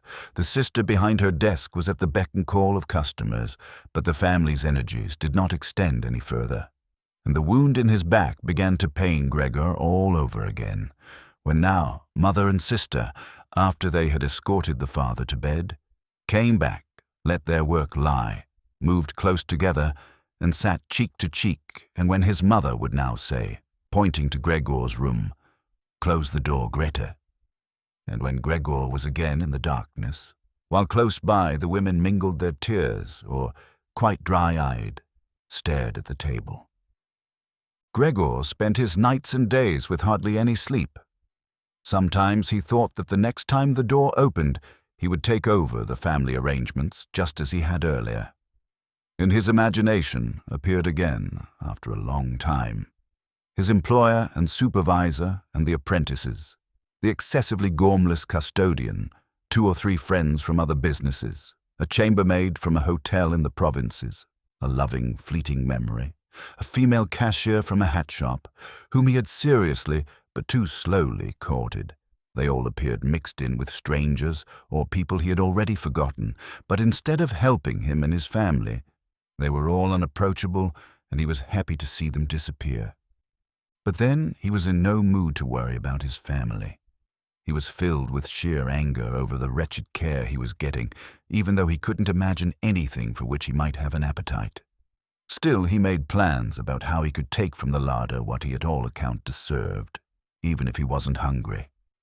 Without thinking any more about how one might be able to give Gregor special pleasure, the sister now kicked some food or other very quickly into his room in the morning and at noon, before she ran off to her shop, and in the evening, quite indifferent about whether the food had perhaps only been tasted or, what happened most frequently, remained entirely undisturbed, she whisked it out with one sweep of her broom. The task of cleaning his room, which she now always carried out in the evening, could not be done any more quickly. Streaks of dirt ran along the walls. Here and there lay tangles of dust and garbage. At first, when his sister arrived, Gregor positioned himself in a particularly filthy corner in order with this posture to make something of a protest. But he could have well stayed there for weeks without his sister's changing her ways. Indeed, she perceived the dirt as much as he did, but she had decided just to let it stay. In this business, with a touchiness which was quite new to her and which had generally taken over the entire family, she kept watch to see that the cleaning of Gregor's room remained reserved for her. Once his mother had undertaken a major cleaning of Gregor's room, which she had only completed successfully after using a few buckets of water. But the extensive dampness made Gregor sick, and he lay supine, embittered and immobile on the couch. However, the mother's punishment was not delayed for long, for in the evening the sister had hardly observed the change in Gregor's room before she ran into the living room mightily offended and, in spite of her mother's hand, lifted high in entreaty, broke out in a fit of crying. Her parents, the father had of course woken up with a start in his armchair, at first looked at her astonished and helpless, until they started to get agitated. Turning to his right, the father heaped reproaches on the mother that she was not to take over the cleaning of Gregor's room from the sister, and, turning to his left, he shouted at the sister that she would no longer be allowed to clean Gregor's room ever again, while the mother tried to pull the father, beside himself in his excitement, into the bedroom. The sister, shaken by her crying fit, pounded on the table with her tiny fists, and Gregor hissed at all this, angry that no one thought about shutting the door and sparing him the sight of this commotion. But even when the sister, exhausted from her daily work, had grown tired of caring for Gregor as she had before, Even then, the mother did not have to come at all on her behalf. And Gregor did not have to be neglected. For now, the cleaning woman was there, this old widow who in her long life must have managed to survive the worst with the help of her bony frame, had no real horror of Gregor. Without being in the least curious, she had once by chance opened Gregor's door. At the sight of Gregor, who, totally surprised, began to scamper here and there, although no one was chasing him, she remained standing with her hands folded across her stomach, staring at him. Since then, she did not fail to open the door furtively a little every morning and evening to look in on Gregor. At first, she also called him to her with words which she presumably thought were friendly, like, "Come here for a bit, old dung beetle," or, "Hey, look at the old dung beetle." Addressed in such a manner, Gregor answered nothing, but remained motionless in his place, as if the door had not been opened at all.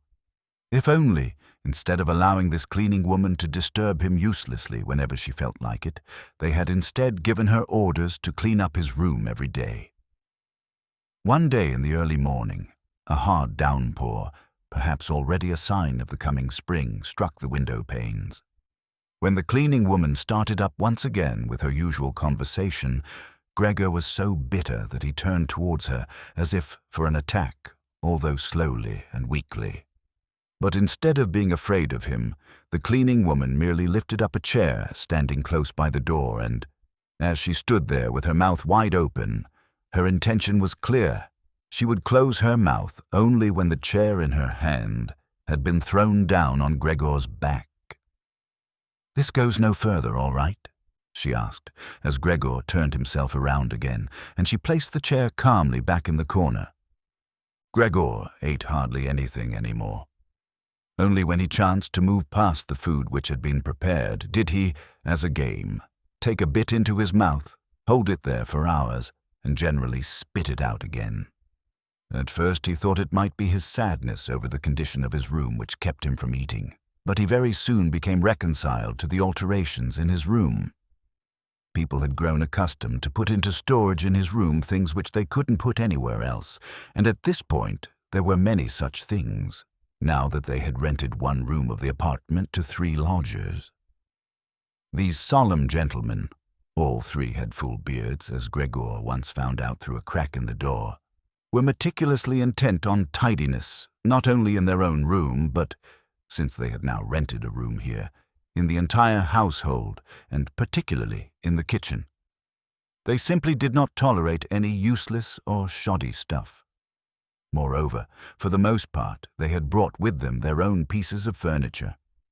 Thus, many items had become superfluous, and these were not really things one could sell or things people wanted to throw out. All these items ended up in Gregor's room, even the box of ashes and the garbage pail from the kitchen. The cleaning woman, always in a hurry, simply flung anything that was momentarily useless into Gregor's room. Fortunately, Gregor generally saw only the relevant object and the hand which held it. The cleaning woman perhaps was intending, when time and opportunity allowed, to take the stuff out again or to throw everything out all at once. But in fact the things remained lying there, wherever they had ended up at the first throw, unless Gregor squirmed his way through the accumulation of junk and moved it. At first he was forced to do this because otherwise there was no room for him to creep around, but later he did it with a growing pleasure, although after such movements, tired to death and feeling wretched, he didn't budge for hours. Because the lodgers sometimes also took their evening meal at home in the common living room, the door to the living room stayed shut on many evenings.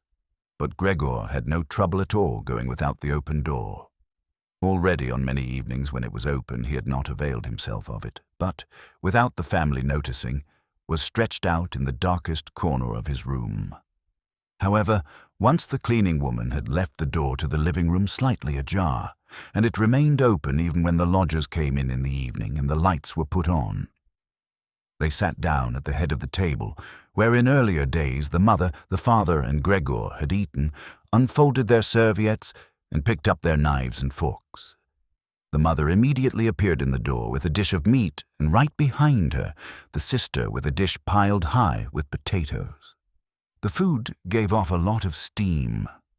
The gentlemen lodgers bent over the plate set before them, as if they wanted to check it before eating, and in fact the one who sat in the middle, for the other two he seemed to serve as the authority, cut off a piece of meat still on the plate, obviously to establish whether it was sufficiently tender and whether or not something should be shipped back to the kitchen. He was satisfied, and mother and sister, who had looked on in suspense, began to breathe easily and to smile. The family itself ate in the kitchen. In spite of that, before the father went into the kitchen, he came into the room and with a single bow, cap in hand, made a tour of the table.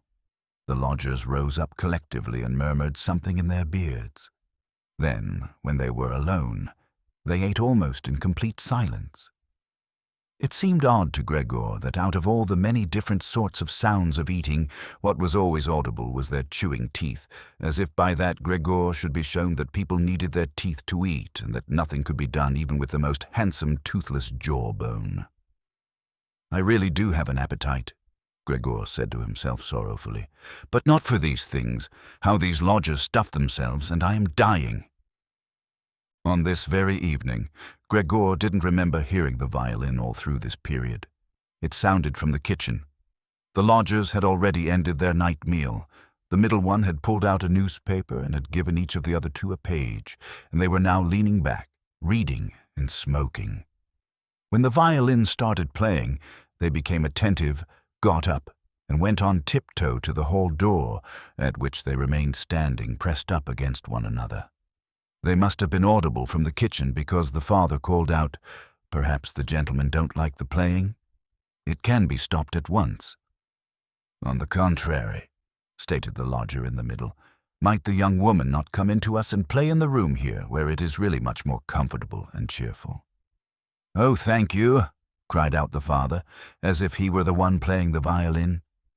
The men stepped back into the room and waited. Soon the father came with the music stand, the mother with the sheet music, and the sister with the violin. The sister calmly prepared everything for the recital. The parents, who had never previously rented a room and therefore exaggerated their politeness to the lodgers, dared not sit on their own chairs.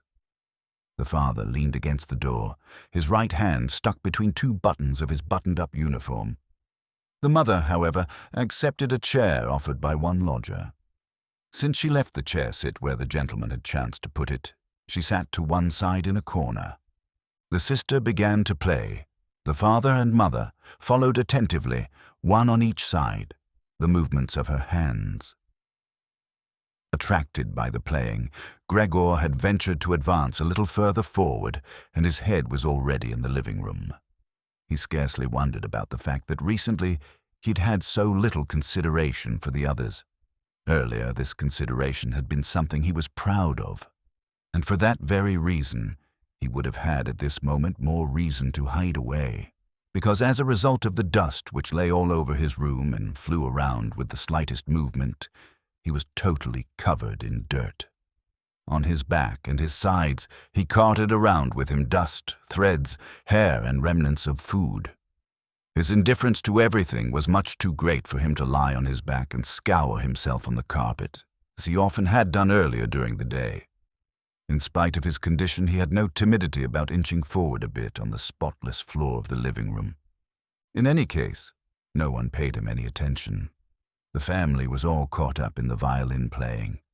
The lodgers, by contrast, who for the moment had placed themselves, their hands in their trouser pockets, behind the music stand much too close to the sister, so that they could all see the sheet music, something that must certainly bother the sister, soon drew back to the window, conversing in low voices with bowed heads, where they then remained, worriedly observed by the father.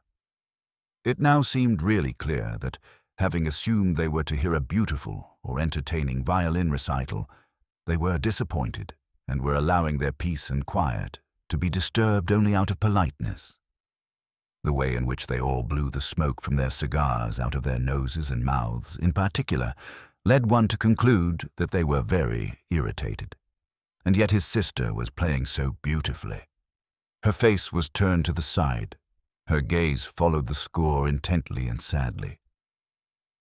Gregor crept forward still a little further and kept his head close against the floor in order to be able to catch her gaze if possible. Was he an animal that music so seized him? For him it was as if the way to the unknown nourishment he craved was revealing itself to him.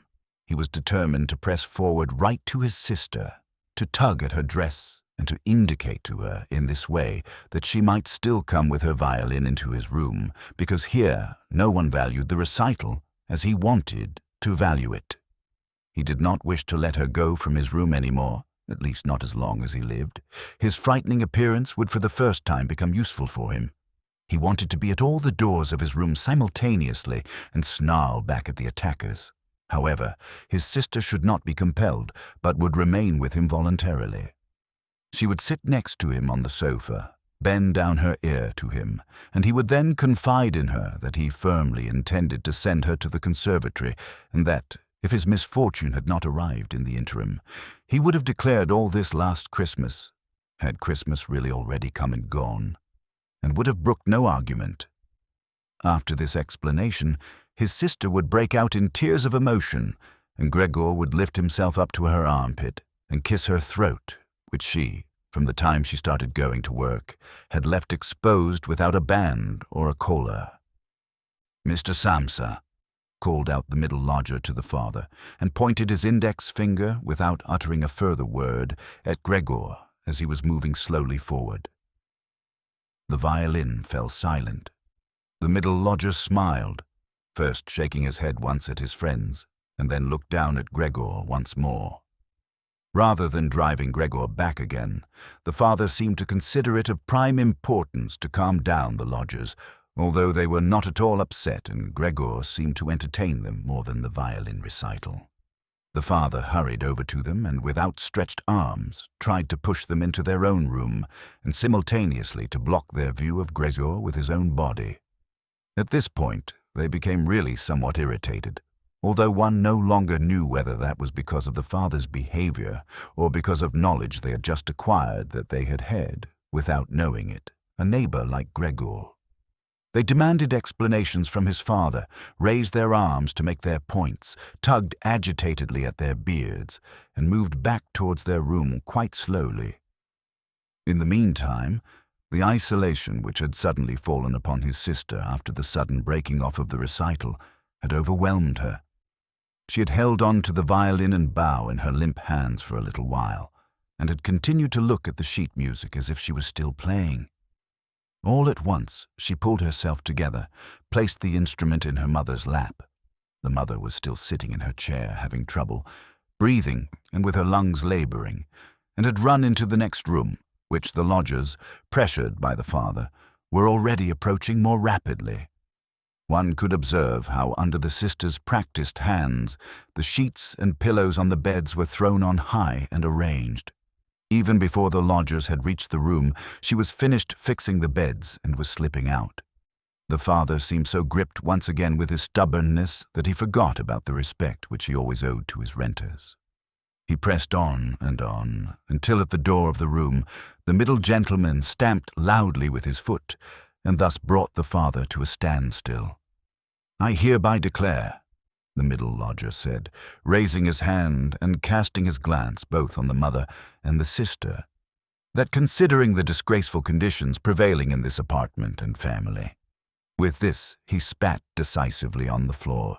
"I immediately cancel my room. I will, of course, pay nothing at all for the days which I have lived here. On the contrary, I shall think about whether or not I will initiate some sort of action against you, something which, believe me, will be very easy to establish." He fell silent and looked directly in front of him as if he was waiting for something. In fact, his two friends immediately joined in with their opinions. "We also give immediate notice." At that, he seized the door handle, banged the door shut, and locked it. The father groped his way tottering to his chair and let himself fall in it. It looked as if he was stretching out for his usual evening snooze, but the heavy nodding of his head, which looked as if it was without support, showed that he was not sleeping at all. Gregor had lain motionless the entire time in the spot where the lodgers had caught him. Disappointment with the collapse of his plan, and perhaps also his weakness, brought on his severe hunger made it impossible for him to move. He was certainly afraid that a general disaster would break over him at any moment, and he waited. He was not even startled when the violin fell from the mother's lap, out from under her trembling fingers, and gave off a reverberating tone. "My dear parents," said the sister, banging her hand on the table by way of an introduction, "things cannot go on any longer in this way. Maybe if you don't understand that, well, I do. I will not utter my brother's name in front of this monster, and thus I say only that we must try to get rid of it. We have tried what is humanly possible to take care of it and to be patient. I believe that no one can criticize us in the slightest." "She is right in 1,000 ways," said the father to himself. The mother, who was still incapable of breathing properly, began to cough numbly with her hand held up over her mouth and a manic expression in her eyes. The sister hurried over to her mother and held her forehead. The sister's words seemed to have led the father to certain reflections. He sat upright, played with his uniform hat among the plates, which still lay on the table from the lodger's evening meal, and looked now and then at the motionless Gregor. "We must try to get rid of it," the sister now said decisively to the father, for the mother, in her coughing fit, wasn't listening to anything. "It is killing you both. I see it coming. When people have to work as hard as we all do, they cannot also tolerate this endless torment at home. I just can't go on anymore." And she broke out into such a crying fit that her tears flowed out down onto her mother's face. She wiped them off her mother with mechanical motions of her hands. "Child," said the father sympathetically and with obvious appreciation, "then what should we do?" The sister only shrugged her shoulders as a sign of the perplexity which, in contrast to her previous confidence, had come over her while she was crying. "If only he understood us," said the father in a semi-questioning tone. The sister, in the midst of her sobbing, shook her hand energetically as a sign that there was no point thinking of that. "If he only understood us," repeated the father, and by shutting his eyes he absorbed the sister's conviction of the impossibility of this point. Then perhaps some compromise would be possible with him, but as it is— "It must be gotten rid of," cried the sister. "That is the only way, father. You must try to get rid of the idea that this is Gregor. The fact that we have believed for so long, that is truly our real misfortune. But how can it be Gregor? If it were Gregor, he would have long ago realized that a communal life among human beings is not possible with such an animal, and would have gone away voluntarily. Then we would not have a brother, but we could go on living and honor his memory. But this animal plagues us. It drives away the lodgers, will obviously take over the entire apartment, and leave us to spend the night in the alley. Just look, father," she suddenly cried out. "He's already starting up again." With a fright which was totally incomprehensible to Gregor, the sister even left the mother, pushed herself away from her chair, as if she would sooner sacrifice her mother than remain in Gregor's vicinity, and rushed behind her father, who, excited merely by her behavior, also stood up and half raised his arms in front of the sister as though to protect her. But Gregor did not have any notion of wishing to create problems for anyone, and certainly not for his sister. He had just started to turn himself around in order to creep back into his room. Quite a startling sight, since, as a result of his suffering condition, he had to guide himself through the difficulty of turning around with his head, in this process lifting and banging it against the floor several times. He paused and looked around. His good intentions seemed to have been recognized. The fright had only lasted for a moment. Now they looked at him in silence and sorrow. His mother lay in her chair, with her legs stretched out and pressed together. Her eyes were almost shut from weariness. The father and sister sat next to one another. The sister had set her hands around the father's neck. "Now perhaps I can actually turn myself around," thought Gregor, and began the task again. He couldn't stop puffing at the effort and had to rest now and then. Besides, no one was urging him on. It was all left to him on his own. When he had completed turning around, he immediately began to wander straight back. He was astonished at the great distance which separated him from his room and did not understand in the least how, in his weakness, he had covered the same distance a short time before, almost without noticing it. Constantly intent only on creeping along quickly, he hardly paid any attention to the fact that no word or cry from his family interrupted him. Only when he was already in the door did he turn his head, not completely, because he felt his neck growing stiff. At any rate, he still saw that behind him nothing had changed.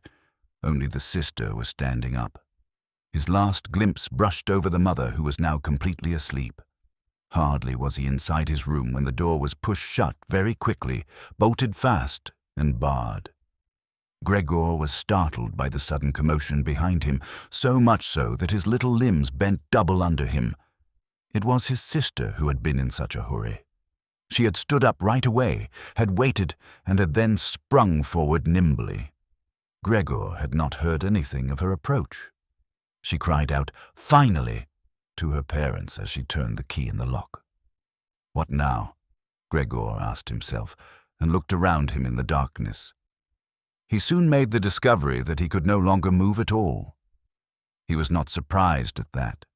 On the contrary, it struck him as unnatural that he had really been able up to this point to move around with these thin little legs. Besides, he felt relatively content. True, he had pains throughout his entire body, but it seemed to him that they were gradually becoming weaker and would finally go away completely. The rotten apple in his back and the inflamed surrounding area, entirely covered with white dust, he hardly noticed. He remembered his family with deep feeling and love. In this business, his own thought that he had to disappear was, if possible, even more decisive than his sister's. He remained in this state of empty and peaceful reflection until the tower clock struck 3 o'clock in the morning. From the window he witnessed the beginning of the general dawning outside. Then, without willing it, his head sank all the way down, and from his nostrils flowed out weakly out his last breath.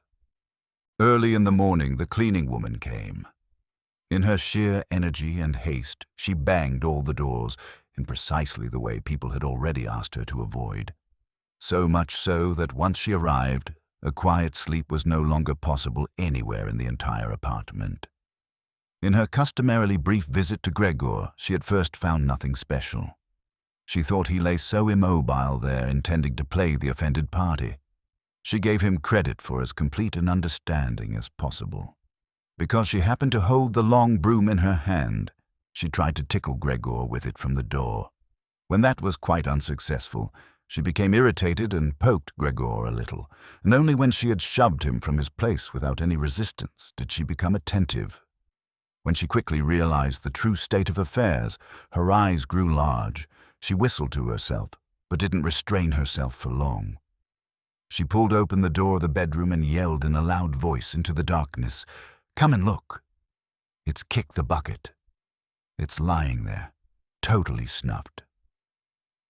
The Samsa married couple sat upright in their marriage bed and had to get over their fright at the cleaning woman before they managed to grasp her message. But then Mr. and Mrs. Samsa climbed very quickly out of bed, one on either side. Mr. Samsa threw the bedspread over his shoulders. Mrs. Samsa came out only in her nightshirt, and like this, they stepped into Gregor's room. Meanwhile, the door of the living room, in which Greta had slept since the lodgers had arrived on the scene, had also opened. She was fully clothed, as if she had not slept at all.